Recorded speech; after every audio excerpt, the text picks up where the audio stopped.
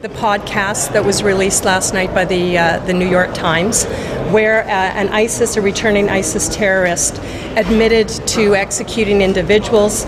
He talked extensively about how he did it. He talked about how he felt. He talked about that he thought he would not be held accountable. And this individual, from what we've heard from media reports, is in Canada. Now, the government today said that now they can't talk about returning ISIS terrorists. They seem to have no problem talking about them when they were defending their ability to come back to the country. Prime Minister Trudeau had no problem talking about them when he said they need to be reintegrated back into Canadian society. But today, there's an individual that is probably walking around the streets of Toronto. He should be arrested today.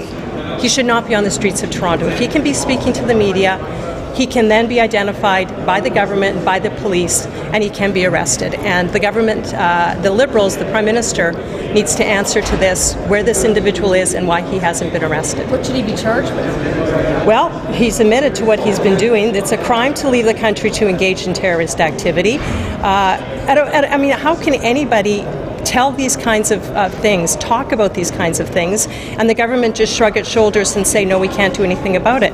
Canadians absolutely and deserve better. They deserve protection, and they deserve to know where these terrorists are and why they're not being arrested. The Prime Minister downplays situations instead of dealing with them head on and saying that his government and he will do everything to bring justice to the people who have been victims of ISIS, for example, or bring these people to account, hold them to account. But he's done the opposite, so that when something like this now is here in our faces, it's in the faces of Canadians, that this terrorist is walking around Canada, they've had a Prime Minister who has just basically shrugged his shoulders and made a light of it. So that's the problem. I think we need to hear some strong, very clear message, a very clear message from the Prime Minister that he believes that returning ISIS terrorists should be in jail.